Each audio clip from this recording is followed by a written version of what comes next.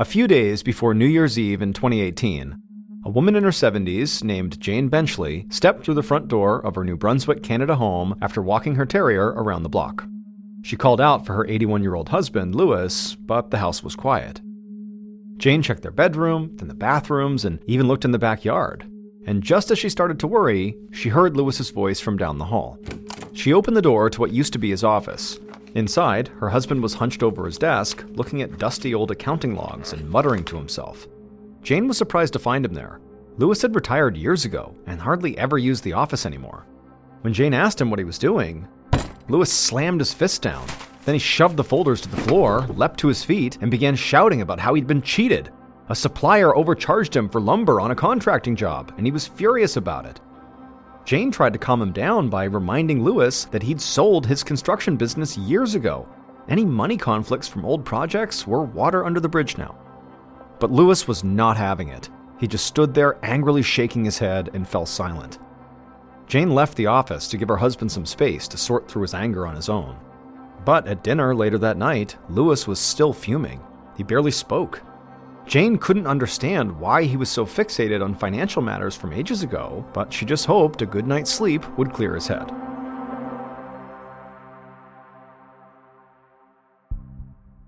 But the next day, Jane returned to the house after running some morning errands to find her husband acting totally frantic again. This time, it was about his appearance. He pointed to his head in a panic and asked why his hair was white. Jane didn't know what to say. She told Louis that nothing had changed and that his hair had been white for a long time. But he brushed her off and stormed out of the room. Jane had a bad feeling. Momentary confusion was one thing, but her husband's strange behavior the last couple of days seemed like something much more serious. So she went to the office where Louis was and she asked him a simple question. What year was it? And his answer floored her. He said it was 1992, but it was not. That was 26 years earlier. And so now Jane was frightened. Despite his age, Louis hadn't shown any signs of dementia before yesterday. But today, his grasp on reality seemed to be slipping by the hour. Jane found herself wondering if this might be some extremely aggressive form of Alzheimer's. And so she grabbed her phone to book Louis the next available appointment with his doctor.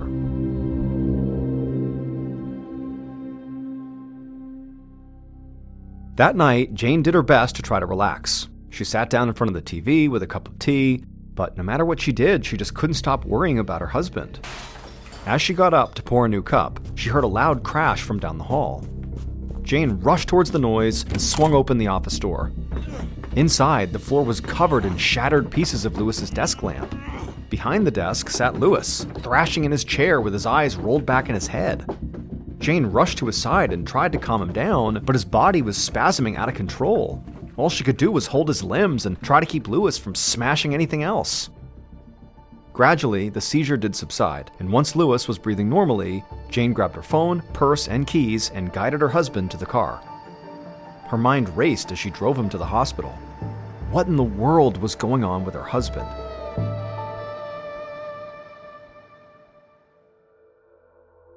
Six months later, in May of 2019, Dr. Alan Marlowe, a neurologist, looked across his office desk at Jane and her two adult children, Ted and Ellen. The mood in the room was tense and very emotional. Jane dabbed at her eyes with a tissue. Only days ago, Jane's husband, Louis, had died. Dr. Marlowe first met Jane and Louis back in January of 2019, when she had brought her husband to the hospital following that seizure.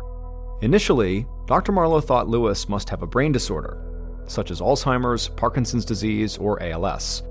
Any of these could have explained his abrupt mental decline and loss of motor control. And so Dr. Marlowe had conducted various tests to confirm that Louis had one of these conditions, but all of the tests were inconclusive. Yet, week by week, Louis's symptoms only worsened. He began having daydreams that were like nightmares. They were pure hallucinations, but very real to Louis. Also, Louis began to lose control of his limbs. He would have these muscle spasms that were super intense to the point where basic movements would cause him severe pain. Eventually, Dr. Marlowe suspected the worst: Creutzfeldt-Jakob disease, a rare and always fatal condition that is caused by abnormal proteins in the brain. The symptoms of CJD, as it's also called, can seem like an unusually fast-moving case of Alzheimer's. but there are no treatments to slow its progress. Victims typically die within 6 months to a year. Now, unfortunately, CJD can only be diagnosed by doing an autopsy of the patient's brain after death. And so even though Dr. Marlowe felt confident what Lewis had was CJD, he couldn't be sure so long as Lewis was alive. And so the doctor did everything in his power to ease Lewis's symptoms. However, his condition never improved, and Lewis died within 5 months of his first meeting with the doctor. Dr. Marlowe knew that being back in his office was hard for Jane, but he needed her to sign documents consenting to an autopsy of her husband's body. Learning the details of the condition that killed Lewis might help future CJD patients avoid a similar fate. Jane dried her eyes, took the pen, and signed the documents.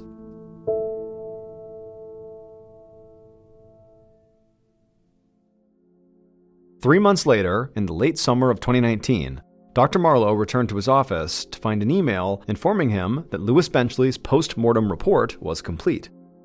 Dr. Marlowe clicked it open, and he was surprised at what he saw.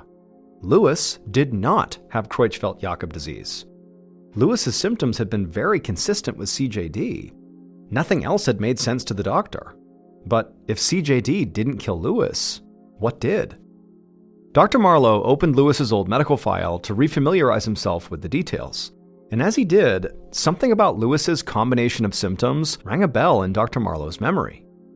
Dr. Marlowe dug up the case files of some other patients he treated over the past few years. Now, they were much younger than Lewis, in their 20s or 30s, so at first they did not seem connected to him, especially since CJD typically afflicted older or elderly people. But these younger patients had reported very similar symptoms to Lewis: sudden mental and physical decline with no warning or prior genetic condition. The other similarity was that nearly all the patients, Lewis included, lived in the same two regions of Canada: the city of Moncton, which is the most populous city in New Brunswick, and the Acadian Peninsula, a strip of the northeast coast known for scenic fishing villages and blueberry farms. However, Dr. Marlowe couldn't imagine why the people in these two specific areas of New Brunswick would be more vulnerable to this strange and deadly disease. Dr. Marlowe buzzed his secretary to schedule a meeting with Jane to share the results of her husband's examination. Dr. Marlowe wondered what to tell her after breaking the news that her husband had not in fact died of CJD.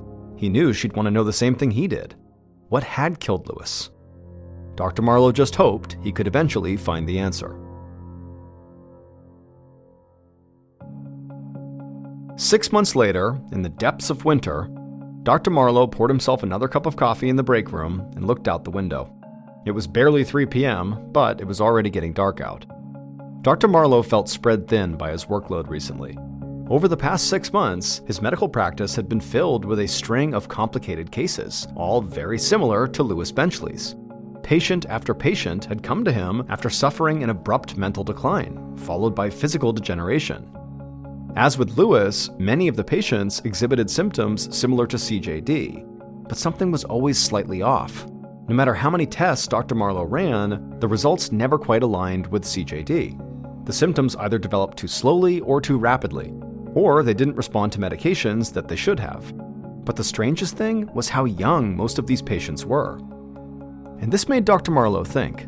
Ever since Lewis's post-mortem examination showed that he was negative for CJD, Dr. Marlowe had begun to have this sneaking suspicion. Maybe what happened to Lewis was something totally new, something other doctors hadn't recognized yet, something still unnamed. Dr. Marlowe admitted that that was a bit far-fetched, but it was the only working theory Dr. Marlowe had. However, despite his suspicion that perhaps he was looking at this brand new condition here, Dr. Marlowe still reported each of these new mysterious cases to the Creutzfeldt-Jakob disease surveillance system, run by the Canadian government. He hoped that by keeping the government informed, it would help them spot larger trends that maybe Dr. Marlowe couldn't. He figured that if they did see a bigger trend, that healthcare providers like himself would be notified of any special actions they should take in response. In the meantime, though, Dr. Marlowe decided to do a little investigating on his own.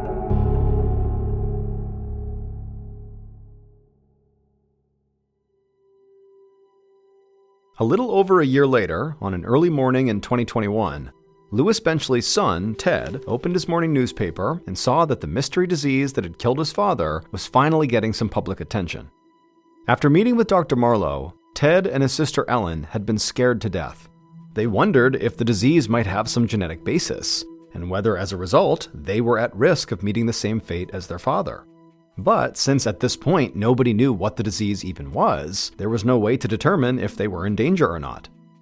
That morning, Ted read that Dr. Marlowe, along with a variety of other experts, had been meeting at the Public Health Agency of Canada to discuss a new disease that had afflicted more than 40 people in the region, which meant Dr. Marlowe had discovered at least 20 new cases since Ted's dad got sick. These experts were referring to this disease by the name New Brunswick Neurological Syndrome of Unknown Etiology.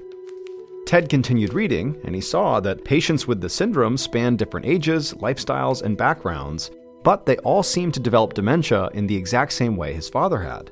And so far, 6 of these people had died. Ted was relieved to read that the scientists did not see any genetic link in this disease. In fact, scientists found that these patients had only one thing in common. They all lived in the same geographical area, and this made scientists suspect that something in the environment might be to blame. Some scientists had apparently drafted a memo to warn local doctors about this horrible, mysterious illness, while others feared it would cause panic and argued against sending it out. However, that disagreement no longer mattered, because somebody had leaked the whole memo to the press. And so the mysterious disease now had global attention.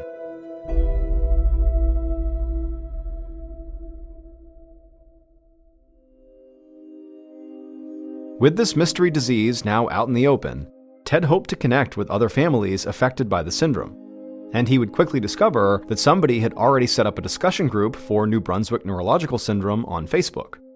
And soon, Ted would share to this group that the Canadian Institutes of Health Research had offered Dr. Marlowe's group 5 million Canadian dollars to fund a clinical investigation of New Brunswick disease. However, 2 months later, the New Brunswick provincial government announced it would be taking over this investigation, which meant Dr. Marlowe and his team of scientists would no longer be involved. Ted and the other members of this Facebook group could not understand why the government would exclude Dr. Marlowe. He had done more than anybody else to identify the strange condition and its victims. Ted thought the government should be looking to include more scientists rather than leaving people out. It just made no sense to Ted or anybody else in this group, unless something was going on behind the scenes that they weren't aware of. 5 months later, in October of 2021, Ted was driving to work on a crisp fall morning. He kept the windows cracked to enjoy the fresh air, with the radio turned on low. Ted was doing his best to enjoy the morning, but his mind was preoccupied. His father, Louis, had been dead for over 2 years, but his cause of death was still unknown. Ted and his Facebook friends had been anxious for more information, but ever since the provincial government had taken over the investigation, there had been zero updates on the issue. As Ted passed an 18-wheeler loaded with lumber, his ear happened to catch a snippet from the radio. He turned up the volume just in time to hear the announcer mention the New Brunswick disease. The province had been studying a cluster of 48 cases, 8 of which had been fatal so far. To conduct autopsies on those 8 fatalities, they had turned to an independent doctor from the province of Ontario, Dr. Robert Hansen. And now Dr. Hansen had finished his investigation. And his preliminary conclusion was that there was no connection between the cases. They were all separate incidents, unrelated to each other. Dr. Hansen determined that each of these patients had contracted a well-known disease, such as cancer, Lewy body dementia, or Alzheimer's. There was no new disease here. Ted couldn't believe what he was hearing. He was certain there had to be a connection between all these cases. Also, Ted had seen his father's autopsy report. He wasn't sure which disease Dr. Hansen thought had killed his father, but he knew that his dad had absolutely not died of CJD or any of those diseases listed in Dr. Hansen's report. It was something new, something that still was not recognized by the medical community. And so now, Ted wondered if maybe the Canadian government wanted to keep it that way. Something just felt off about this whole situation, and so Ted decided he was going to do something about it.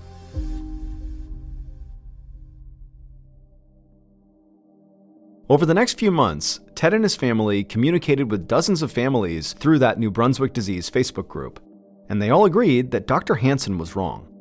There was a connection between all these cases. And the cause had to be environmental, since almost every patient lived in the same area of Canada. Working together, Ted and the others had come up with possible strategies to continue searching for an answer. One idea was just to crowdfund their own environmental testing.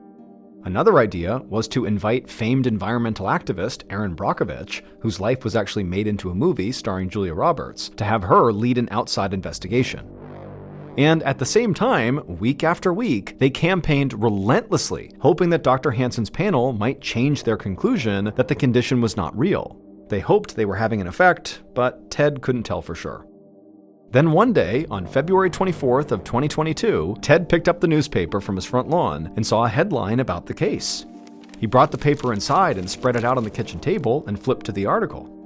And there it was, in print, the Provincial Oversight Committee's final report on the so-called New Brunswick disease.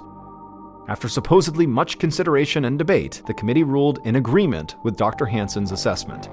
The cases were not connected. A new disease did not exist. Ted's heart sank. All of their efforts had been for nothing. It seemed like the truth behind his father's death would now stay unknown forever.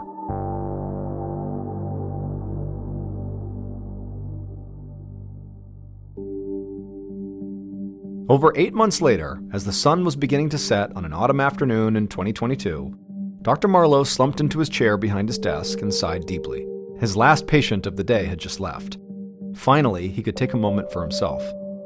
Even after the government shut down his research into the New Brunswick disease, Dr. Marlowe's workload of patients who appeared to have the non-existent condition continued to grow. Eventually, it totaled 430, 111 of whom were under the age of 45, and 39 had died so far. And almost all of them suffered a similar pattern of sudden cognitive and physical decline. Dr. Marlowe could find little connection between the age or background of the patients themselves, but he did notice a striking pattern in when they got sick. Most of his new cases were clustered around late summer and early fall. He tried to think about what environmental factors might change at the end of the summer.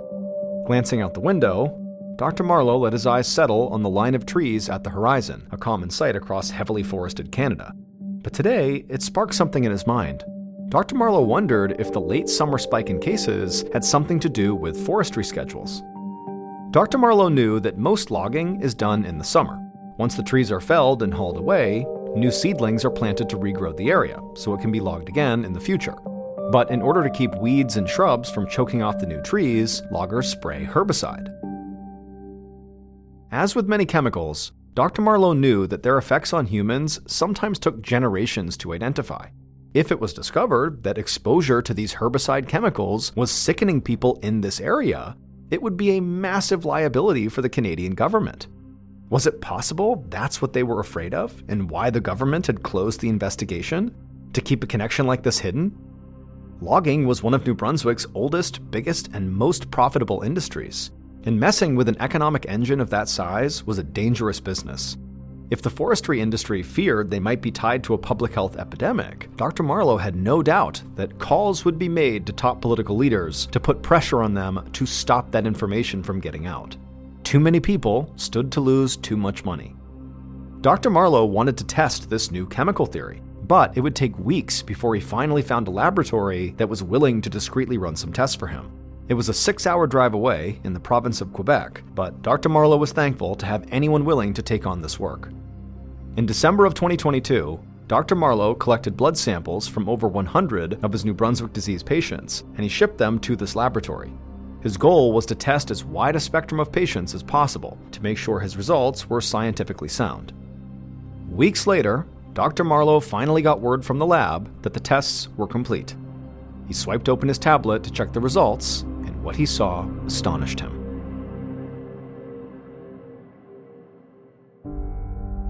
Dr. Marlowe's hunch had been correct.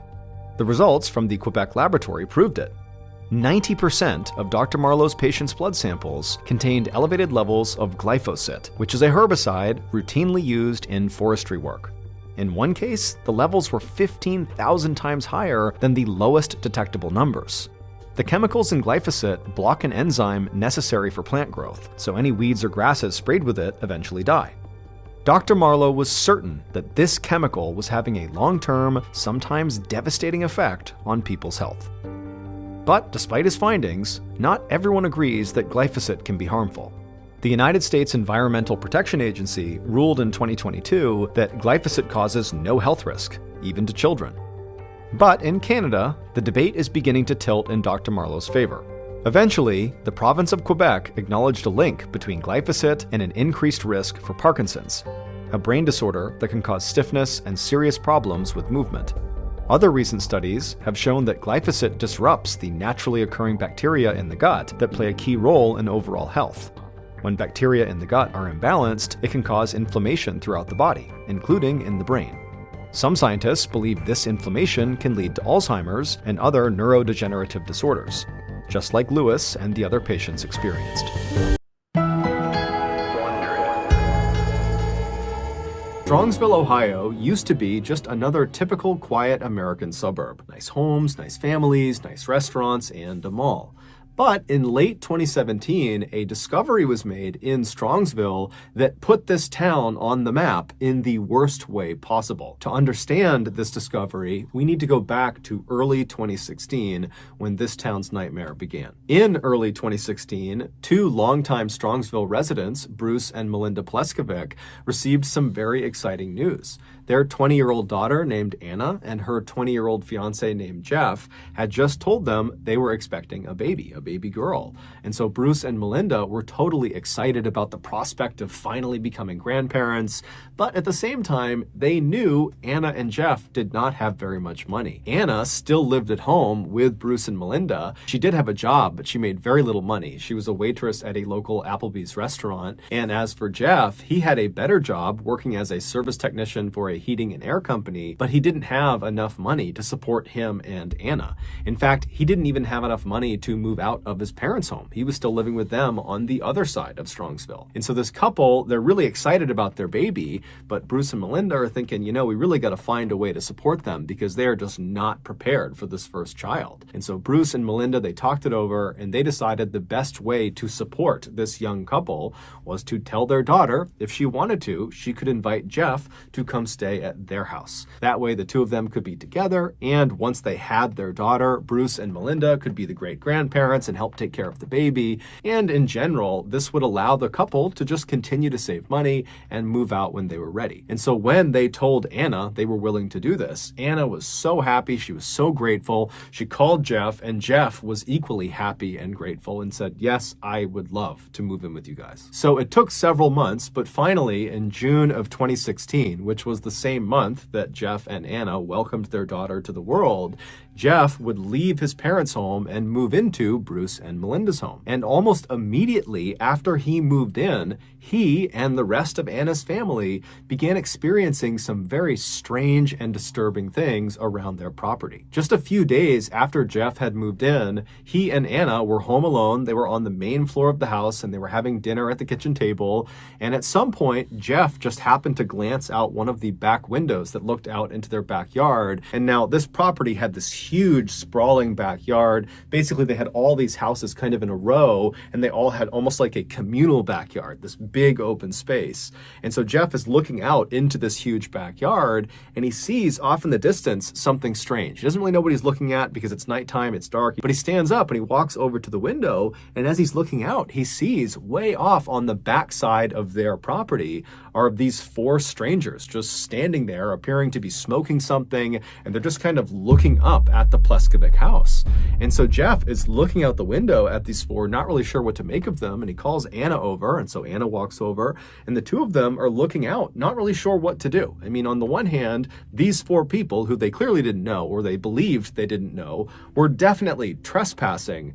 But at the same time, they weren't really doing anything. They were just kind of standing there smoking. But as they're watching these four people, one of them begins walking up the property towards their home and then stops alongside the Pleskovic trampoline, which was in their backyard. And this person begins fiddling with the trampoline. And so at this, Anna's like, you know what? I don't know what they're doing. I feel totally uncomfortable. And so Anna would actually call the police. And so the police, they come out. But by the time the squad car arrived in front of the Pleskovic house, the four people in back must have seen the car and they took off running. And so when the police officer went in the backyard and looked around, There was no one there, and there was also no sign they were there. There was no dropped cigarette butts or anything. They just kind of vanished. And so the police officer told Jeff and Anna, if they come back, let us know. And so the officer left. And then a little while later, when Bruce and Melinda came home, Jeff and Anna would tell them about what happened, and they would agree that that was totally strange, that in all the decades they had lived in Strongsville, they had never had anybody stroll onto their property and just loiter in the middle of the night. And so for the next couple of days, the family was definitely on edge. But after a little while, this whole incident was largely forgotten about. Fast forward about 5 months to November 2016,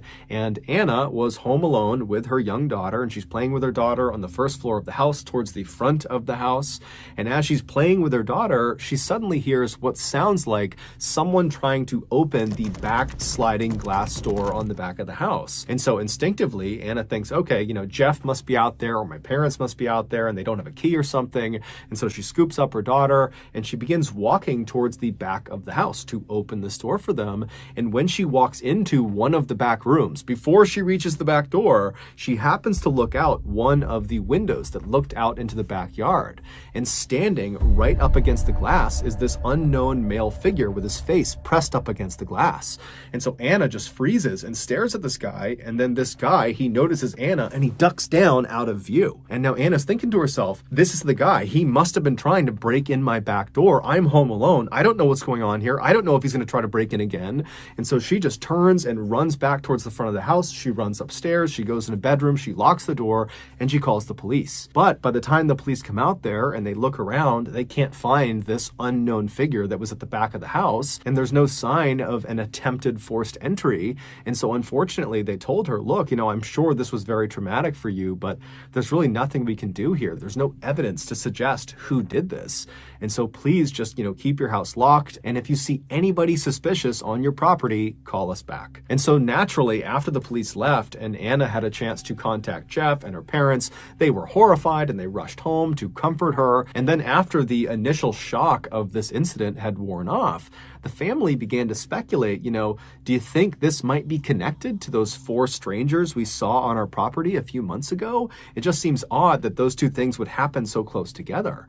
And then the family began to think, okay, well then who is this person? Who are these people? What do they want? Why are they targeting us? What's going on? Because as it was, the Pleskovic family, they didn't have any enemies, at least none that they knew of. If anything, the people of Strongsville adored this family, especially Melinda, the mother. For the past 20 plus years, she had been a middle school teacher in town and her students adored her. She was also a big-time soccer coach in the community because she had played in college and she was still very passionate about it. So she was this amazing coach. And in the eyes of many parents in the Strongsville community, Melinda was a bit of an inspiration because she was not only the mother to Anna, she was also the mother of an 18-year-old boy named Kyle who had Down syndrome and was nonverbal. And Melinda just had this unbelievable way with him where she was so good to him. She incorporated him in everything. She got him so involved. She gave him the best life he could possibly have. And so anytime you saw Kyle with his mother, Kyle would be all smiles. Even though Kyle couldn't speak, it was so obvious his mother made him incredibly happy. But regardless of the reason for these strangers to be lurking around their property, the Pleskovic family was now totally on edge and found themselves constantly looking out the windows, especially at night, in fear these strangers were going to come back and might try to break in again. And unfortunately, these strangers would come back. In January of 2017, so 2 months after Anna saw that unknown figure at the window and heard the back door sliding around, Bruce's car was broken into. It was sitting in the driveway of their property. Someone got inside of it and stole his laptop. And so Bruce, he calls the police and he says, I've got to believe this has to do with the people that are harassing my family. And the police believed him and they began looking around and asking around, but they could never track down the laptop or the thief. And so once again, the family was kind of left on their own. And the police said, look, if you see anything else, let us know. But there's not much we can do here. A few months later, in July of that year, Anna, Jeff, and their daughter were all home together one night when Anna happened to look out one of the back windows on their first floor, and out on the very back of the property were 3 strangers just standing in that same spot where they saw those 4 strangers smoking the year before. And these 3 strangers are just standing there looking up at the house. And so horrified, Anna calls out to Jeff and says, look, there are 3 people in the back of our property. And so Anna, she pulls out her phone and she's calling the police. And as she's calling the police, Jeff, who's totally upset that there are these people harassing him and his family and making them feel unsafe, he just grabs a flashlight and storms out the back door to go confront these people. But as soon as Jeff went out the back door, before he could even shine the light on them, the 3 people had turned and ran and vanished. And so finally, when the police did show up, they were aware of all the calls they had gotten from this family. And so they went out there and they did a serious search for these 3 strangers, but like always, nothing was found. And so the family once again was told, if you see anything else, let us know. The following month, which was August, Anna was home with her daughter, along with her mother, who was upstairs. And as Anna is in the front of the house in the playroom with her daughter, she hears the sound of somebody trying to open that back sliding door. And now immediately her radar is up because she knows what happened the last time she heard the sound. There was that person in the window. But she's thinking, okay, I can't just immediately call the police. I need to at least look and see if there's someone that I know at the back door. And so she scoops her daughter up, she stands up, and she walks around to the edge of the room she's in, and she kind of peeks her head down this hallway that will give her a clear view of this back sliding glass door. And once she finally has a full view of whoever is there, she screams because there are 2 large adults, as she would say, standing at the back door trying to force open this door.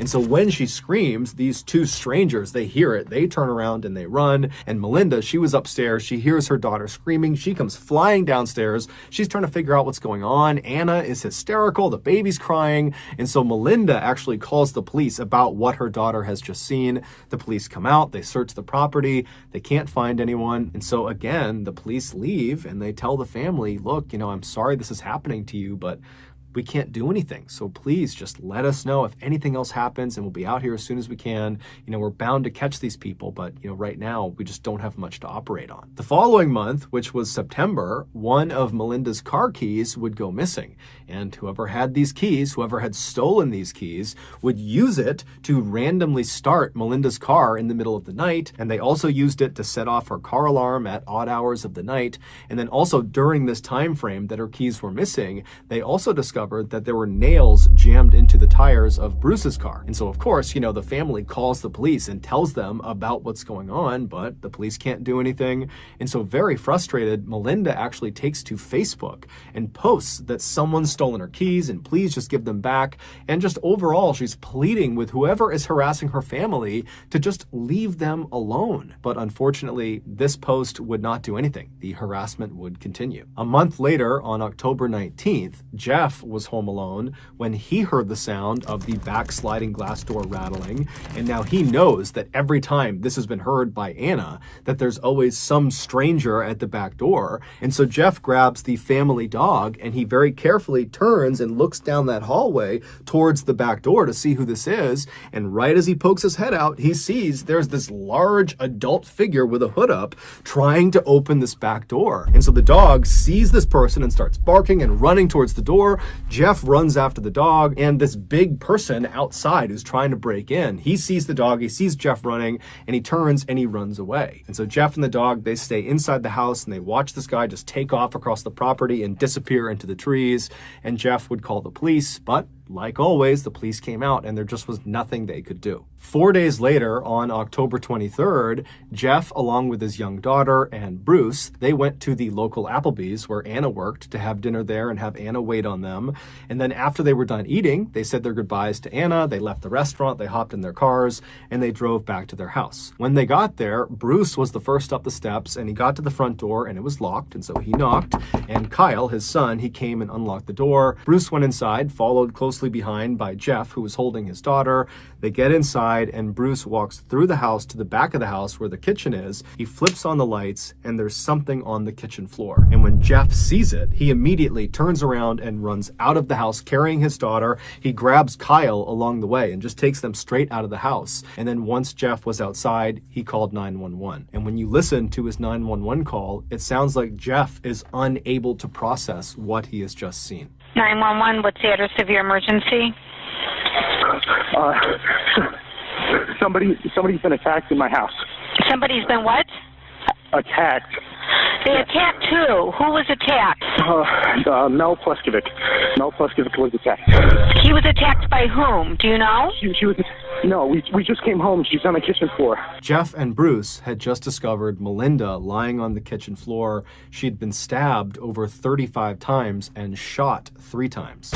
She would be rushed to the hospital, but she would die that night. Although the family was in shock and couldn't even begin to process what had just happened, they were all acutely aware that whoever had done this to Melinda had to be connected to all of these strange and suspicious people that had been lurking around their property for the better part of 2 years. In fact, literally after Jeff had called 911, Bruce was inside in the kitchen kneeling next to his dying wife, and he called 911 and he would tell the dispatcher that the Strongsville Police Department really dropped the ball. 911, what city is the emergency in?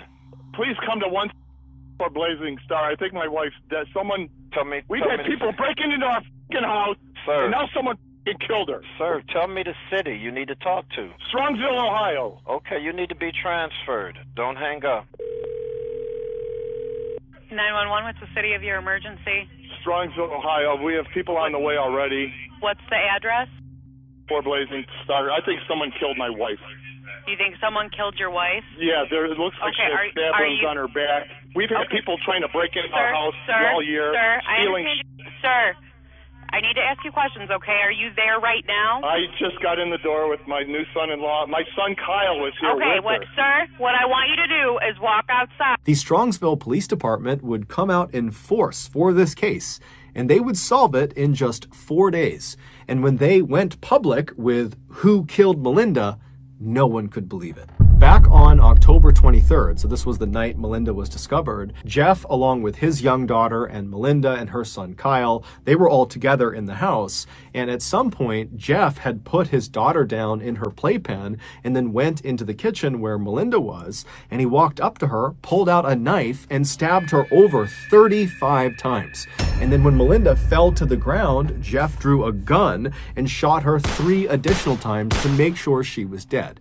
Now, while he was doing this, his daughter is literally just a few feet away, and Kyle, presumably, is also right nearby, but he has no way of understanding what's happening to his mother. And so with these 2 totally innocent lives just right nearby, Jeff would clean off his weapons, and he'd take off his bloody clothes, and he would hide them inside of his car, and then he would just scoop up his daughter, and he would leave the house, leaving Kyle alone in the house with his dying mother in the kitchen, just leaves him there, shuts the door, locks it, and then Jeff and his daughter would drive to Applebee's to have dinner with Melinda's husband and her daughter. And then after several hours, when they got back to the property, Jeff knew what was waiting for them inside, and he still allowed Bruce to go inside first and discover his dying wife on the kitchen floor. Very little is known about why Jeff did this, because Jeff has actually never come out and given his motive for the crime. The running theory is that Jeff actually was not going to be able to pay for the wedding, which was coming up in a couple of days, and the wedding venue had actually contacted Melinda and said, hey, we're canceling the wedding because your future son-in-law can't pay for it. And so Melinda apparently confronted Jeff about his financial troubles, and the theory is he snapped and killed her. However, that can't possibly be the entire story for why he did this, because it would turn out Jeff was found to be responsible for literally every single suspicious event that had taken place around the Pleskovic property leading up to the attack. Meaning, every time they had seen strangers lurking around their property or people trying to break into their house, that had been because of Jeff. Either it was literally Jeff outside being one of these suspicious people, or he had asked friends or hired someone or groups of people to pretend to be suspicious people on the property, or Jeff had been the only person to see these suspicious people, and then miraculously when other people attempted to look outside, they were gone. And so obviously Jeff was lying. And so I actually had the opportunity to speak with one of Jeff's childhood friends who was actually living roughly in the Strongsville area when this horrible murder took place. And what this person told me is that what is kind of generally accepted as why Jeff did this, according to the people in Strongsville, is that Jeff apparently loathed Melinda. Even though she had opened her house to him, he loathed her. And as soon as he moved in 2016, he began plotting to kill her. And so all of these suspicious events were Jeff's attempt at building this really intricate alibi that they had these strangers out there that were targeting this family, and so that when she would ultimately be killed by him, it would look like these strangers had done it. And at first, it totally worked. Everybody believed, the police, the family, friends, that strangers had broken into the house and killed Melinda.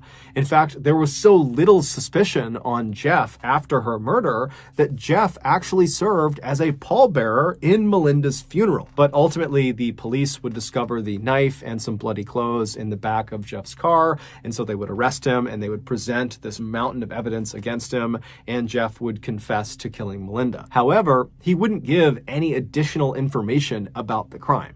He would just basically say, yes, I did kill her. He would also never give an apology or explanation to the family. He would ultimately be sentenced to life in prison with the opportunity for parole after 33 years. During Jeff's trial, there was this totally heartbreaking moment when Bruce, Melinda's husband, spoke. And he would say their son, Kyle, does not understand that his mother is gone. And so now, every time they go out to eat, which is something Kyle really likes to do and he used to love doing with his mother, he'll just sit and stare out the window, eagerly expecting his mother to show up any minute. But of course, she never